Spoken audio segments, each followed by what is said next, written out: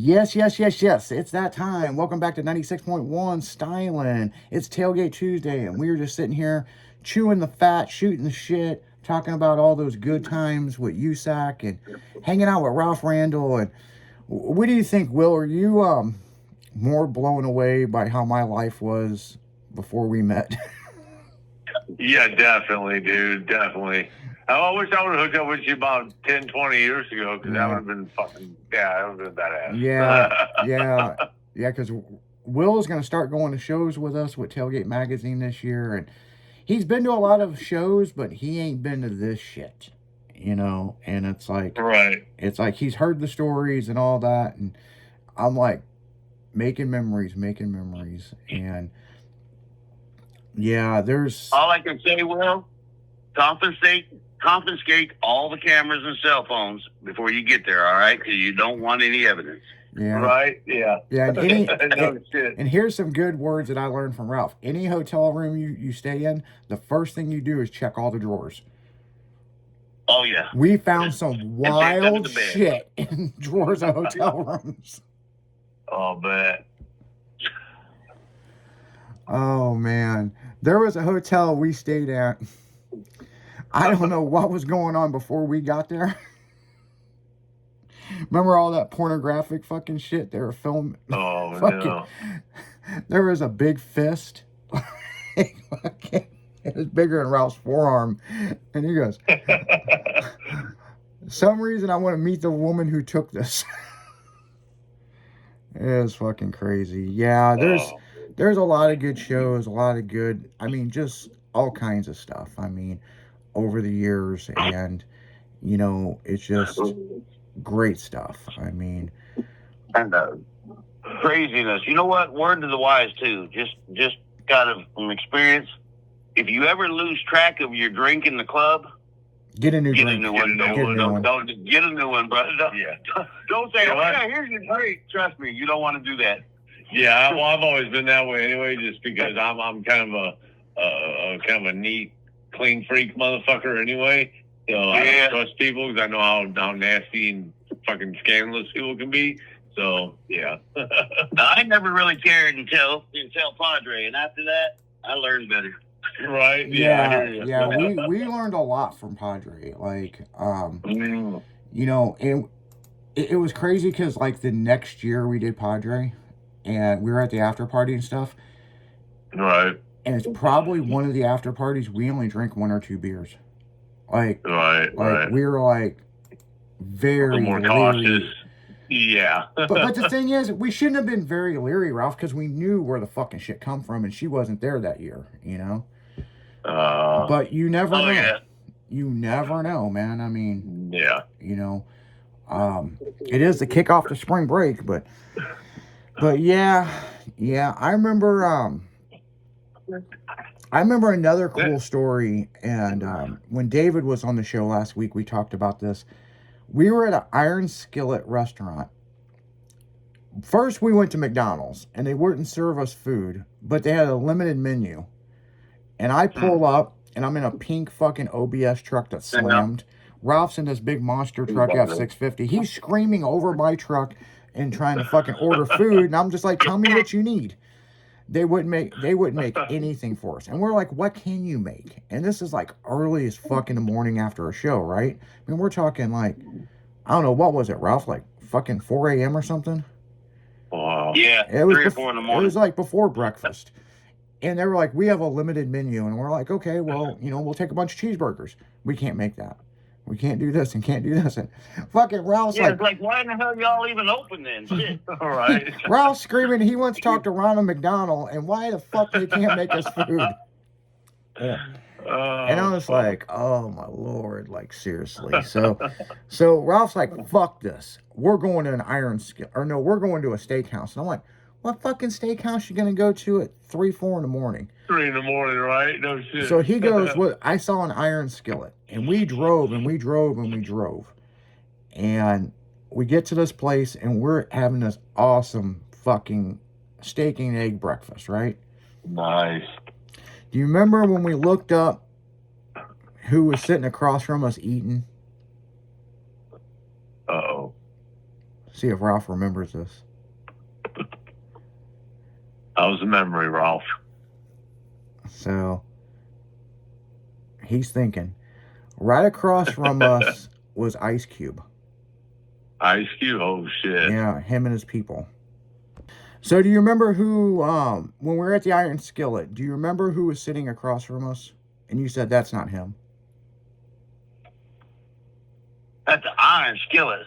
At the Iron Skillet, when McDonald's wouldn't serve us food, and we went and had that really good steak and egg breakfast, and there was somebody famous sitting across from us. Do you remember who that was? That's not the one with what's his name? Kid Rock, was it? No, was it? No, but that was No, that was another time. No, it was Ice Cube. Oh, Ice Cube. Okay. Yeah, and I didn't recognize him. Yeah, because you're like, that ain't Ice Cube. I was like, yo, Q, like that. And he goes, yeah. And fucking Raw was like, holy shit. And when we looked out the window, they were washing his tour bus. Nice. And we're like, Yeah, fuck. he used to perform at Heatwave all the time. Yeah, And then Baby Back. Yeah, because Petey Pablo and all them. yeah, we got with him at the Iron Skillet. And then a couple months later, he performed at Heatwave because we introduced him to David. Shit up. Nice. Yeah. David was like, you guys don't know Ice Cube. And we're like, the fuck we do? Like, You get amazed who you meet on the road. Never y'all do. Fuck yeah. Amazed. And then when I went down several months later and did the Gathering of the Juggalos, he saw our tour bus pull in and he was like, hey, what's up? And we were hanging out with him and shit. And him and Coolio. Nice. And we were talking about USAC and the car audio competition and car and truck shows. And I mean, it's amazing who you meet on the road. Oh, yeah. Because EB. anybody that's been to that Heatwave show that Ice Cube performed, which David talked about it, and David even said on the show, I don't know how you guys got his information. Right. We were at a fucking Iron He just Skillet. walked up and said, hey, man, what's up? You know? Yeah, I mean, it's like, and come to find out, he was a fan of us. Right. That's good shit. Okay. Yeah, dude. Well, who was that? Who in the hell was it? We were in the RV, and I think it was Rocky or somebody went and opened the door and was trying to hand Grey Poupon to people as they drove by us. Oh, yeah. Nice. I mean, we're doing 80 miles an hour down I-10. Oh, This shit. is crazy fool hanging out the side of the RV trying to hand out mustard to people. That's awesome. Oh yeah, Rick was in the back. My brother Rick, he's here with me at the moment. He was we were cruising down the Interstate 10. We're on our way to Vegas, and Greg McCool was next to us. He had his F-350 there with the bed cover, and we had what we call the patio. I didn't let the guys smoke in the truck. So you had to go in the patio. So You had to they crawl out the back back window. window, and they would sit on the toolbox, and it had a big fairing, and we called it the patio. Nice. Well, Greg and them wanted to smoke a joint, and Greg didn't have a joint, and Rick and them were over there getting high in the back of the truck. Next thing I know, Greg's like almost ready to run into me. I look over, I'm like, what the fuck? What's he doing? About that time, Rick jumps from the back of my truck onto the bed cover, and Greg takes off. And here's my brother, spread eagle like freaking Spider-Man, jumps across. Like 80 miles an hour. 80 miles an hour. So nice. Yeah, and then he crawled right in Greg's back window. I mean, just Wow. stupid. How somebody didn't die on one of these shows, I don't know. But Yeah, I remember going to Vegas and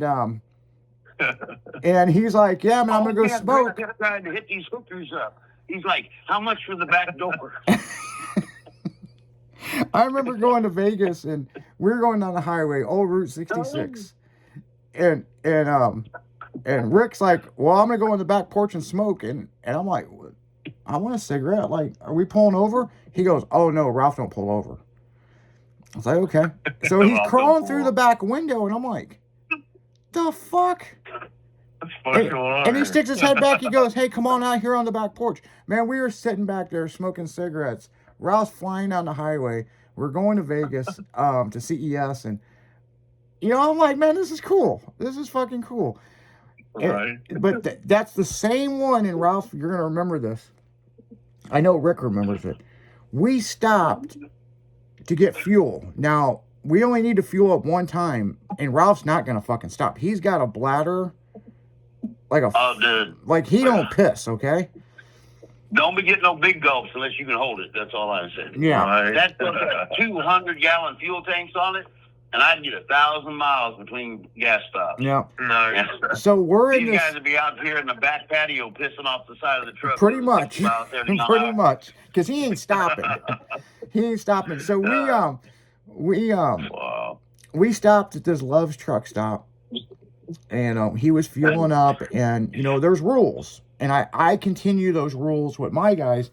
Clean up your mess, clean everything, throw it away before you go inside and piss. I want my truck clean. Right. I go inside and I get this was it Yoo-Hoo or Nestle Quick fucking drink. Right. And we get back on the road and I drink this thing and we're just sitting shooting the shit, talking, just normal shit going on the highway. Ralph's always playing movies in the truck, okay? So fuck, you go out of town, there's nothing to do while you're on the road. He's got a big double din and we're sitting there watching fucking new movies and stuff. And this Nestle Quick was bad. And it curled on my stomach. And I got sick. And Ralph's on the phone doing business. And I'm like, hey, I need you to pull over. I'm going to throw up. And he's like, you okay? And I'm like, man, something ain't right. Ralph kind of forgot about me for a while. I am in a fetal position. And he looks over. And he's like, are you okay? He's like, oh, fuck, I was supposed to stop. So Ralph goes ahead and pulls into this truck stop. It was probably the most intense fucking shit and throwing up at the same time I've ever had. And I had food poisoning. Oh, no. And Rick, there was no cleaning the truck. I just ran to the fucking bathroom. They got that fucking Nesquik and they realized it was expired by a year. Oh, holy shit. And I was sick as fuck. Damn, dude. And it was bad. It was really, really, really bad. And fuck. it's, I never want to relive that again the rest of my life. Yeah, I bet. I was sick as fuck. But he didn't forget about me. Fucking, he's like, do I need to get you oxygen? Fucking, Right. he was checking my pulse. And I was like, and I remember Rick getting something, is water and something else, and they had me drink it. And within an hour, I was back to being normal. Oh yeah, we know how to cure everything. Believe me. Yeah, you cut your fucking arm on the road. Yeah, we'll stitch it or staple it, man. Right. We can take care of it. But Oh yeah. But yeah, Well, I carried the full med kit. I had oxygen. I had everything. So yeah, I was sick. I was sick as fuck, man. And when Rick found out that thing was expired by a year, and I remember Ralph going, "Well, I think he threw all of it up." It was out of my system. So, but we were talking earlier, and speaking of Rick, and that's Ralph's brother, right? We were talking about the Fremont experience. So I do want to elaborate on something earlier. Hearing back there laughing. Rick laughing his butt. Rick laughed at that one. Yeah, because Rick needs to join in on this We were just conversation. talking about your leaving your cell phone in the club with the strippers. Yeah, welcome to the show, Rick Randall. So Yeah. so we go to Vegas, and we're doing CES, and yet again, Ralph books the hotels at the last minute. Right. But Welcome to the El Cortez. El Cortez Hotel and Casino Oh, God. fucking drove us nuts. I wanted to kill that guy. So Oh. Ralph has got this vision. We're gonna stay at the old part of Vegas. This isn't a money thing. I watched this man drop $10,000 on shit, right? Well, we get It was there. about the experience, man. The experience. Remember the underground? The homeless people? We go to Vegas, and this motherfucker, no shit. This is another story, okay? Under Vegas is where all the homeless live, in these like tunnels and caves. Or they're not caves, they're Well, they're what are flood they? tunnels. Cause Flood tunnels, yep. what it is when they're flood tunnels. Whenever it rains real hard in the desert, the water just runs off and floods. So they got this big honeycomb maze of tunnels under the city, so all the flood water doesn't wash shit away. Well, it hardly ever floods, so all these homeless people set up their little cities and shit underneath the city. And I said, y'all want to see the real Vegas? We can go see the real Vegas. Yeah, because Ralph's like, we go to Vegas this one year. He's like, man, I've seen all the shows. I've done this. I've been to every strip club, but we're going to the underground. He's like excited about this shit. And I'm just like, you want to go hang out with a bunch of homeless people? And he goes, yeah, man, it'd be an experience you'll tell your grandkids about. And I'm like, why? Oh, we fucked around and found out until we were like, we need to leave. They weren't happy with us. Yeah, you got, it takes some nuts to go down into the underground. And folks, it's pitch black. You see a couple candles here and there, a couple lighters here and there, but you don't know who's what when there. You just feel shit rubbing against you. It was an experience, yeah. So here's a good one about Vegas, right? Fuck. Since Rick is here with us, there's a club. It's still there, but it's the Pawn Stars' son owns it now. Rick, remember Blondie? The nightclub? And so Blondie... Yeah, when we were going to El Cortez, all these beautiful girls were going in this nightclub. And we were like, we want to go there. That's the one where he left his where he left his cell phone and they called his wife, wasn't it? Well, that's the start of it. So we go over, so you go upstairs and Rick's like, we're going to get a real Fremont experience, right? That's how this shit started, right? We go to this fucking club and they won't let us in because we're not gay. And Rick grabs my hand and goes, this is my husband, and kisses me on the cheek. Nice. And they're like, oh, we are sorry. Go ahead. We get in here. It's nothing but lesbians. Hell yeah. We're like the only guys in this club. Oh, my God. And who did we meet? We met Steve Wynn's niece. Oh, you disappeared. Yeah, I just, fucking. So we're all hanging out with Steve Wynn's, which is one of the biggest, powerful fucking men in fucking Vegas, his niece. And she's taking us to all these strip clubs. We were hanging out with Paris Hilton, Richie, Lino's fucking daughter. Yeah, Richie. And Britney Spears was at Spearmint Rhino, and Rick forgot his wallet. And that's where the girl ended up getting the wallet and calling Rick's wife, which started all kinds of shit. Yep. So 1 year later, we go back to Vegas for, not SEMA, but it was for the Community Electronics Show. And so the girl, CES, and the girl figured out my Facebook. And she was messaging me, if you're in town, come hang out. I was like, cool. Now, Ralph remembers this quite fondly because I never will forget it. These fucking bitches got me. Because Ralph's like, hey, we're going to go get a drink, a nightcap, shoot the shit. I've been in the truck with this motherfucker for 24 hours. I was tired of looking at him. I wanted to look at some pussy, okay?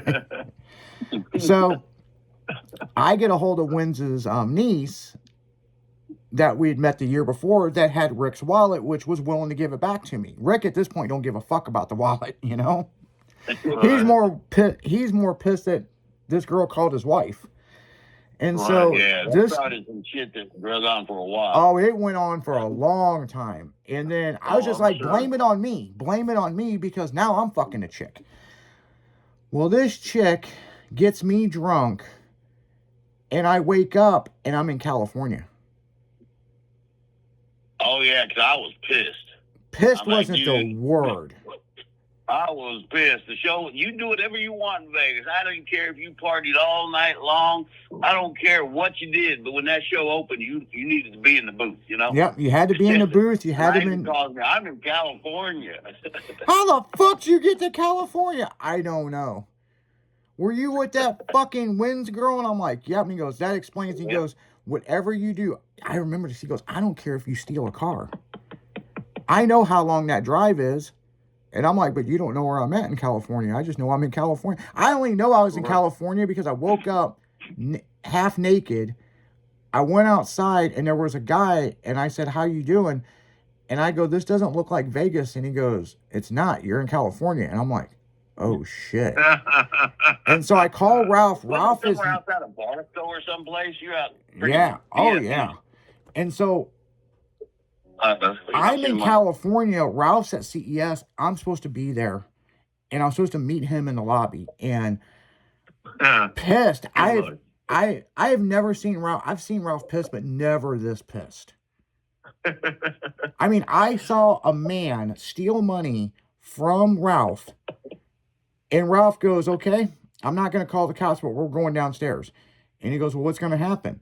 So Ralph, he goes, you're going to fall off the tractor. And he goes, what's that mean?